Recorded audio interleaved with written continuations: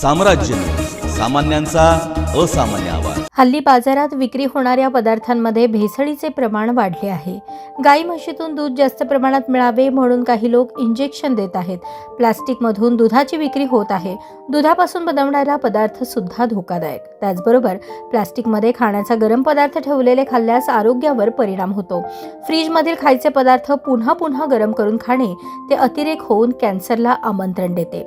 आजकाल अनेकांना सूर्यप्रकाशात जायला नको वाटते, गेल्याने व्हिटॅमिन डी मिळते। व्यायाम, योगा, प्राणायाम, ध्यान, वॉकिंग करणे हे शरीराच्या फायद्यासाठी आहे। पूर्वी घरातील खायचे पदार्थ आरोग्यासाठी चांगले होते। लिंबू, आवळा, चिंच, संत्री, मोसंबी हे सर्व आरोग्यासाठी फायद्याचे। त्याचबरोबर प्रामुख्याने शुद्ध हळदीचा वापर केल्यास कॅन्सर टळू शकतो।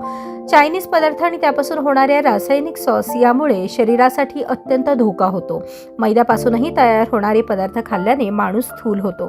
पूर्वीपासून घरात बनणाऱ्या पदार्थांनी कोणताही धोका होत नाही आणि भूकही मिटते। म्हणून शक्यतो घराबाहेर पडण्यापूर्वी भरपेट खा असे आवाहन डॉक्टर नम्रता गुल्लापल्ली यांनी केले।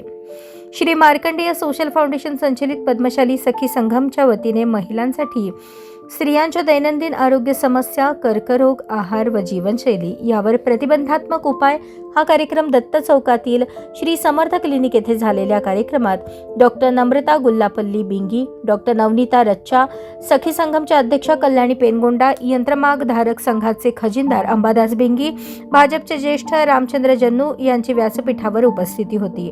डॉक्टर गुल्लापल्ली यांनी कुठल्या पदार्थांपासून कॅन्सर होतो याची माहिती दिली। डॉक्टर नवनीत रच्चा यांनी महिलांनी 2 महिन्यातून एकदा तरी डॉक्टरांकडून तपासणी करून घ्यावी असे सांगून घरात असताना देखील स्वतःच तपासणी कशी करावी याचे प्रात्यक्षिक दाखवले। उपस्थित महिलांनी आरोग्याच्या समस्यांबाबत विचारलेल्या प्रश्नांना समाधानकारक उत्तरे दिली। सखी संघमच्या सल्लागार मेघा इट्टम यांनी प्रास्ताविक करून कार्यक्रमाचे सूत्रसंचालन केले। हेमा मैलारी यांनी आभार मानले। यशस्वीतेसाठी सखी संघमच्या कार्याध्यक्षा सविता येदूर, गीता भूदत्त, पल्लवी संगा, वनिता सुरम, फाउंडेशनचे उपाध्यक्ष श्रीनिवास कामूर्ती, किशोर व्यंकटगिरी, ओमसी पल्ली, मल्लेशम जोगू उपस्थित होते।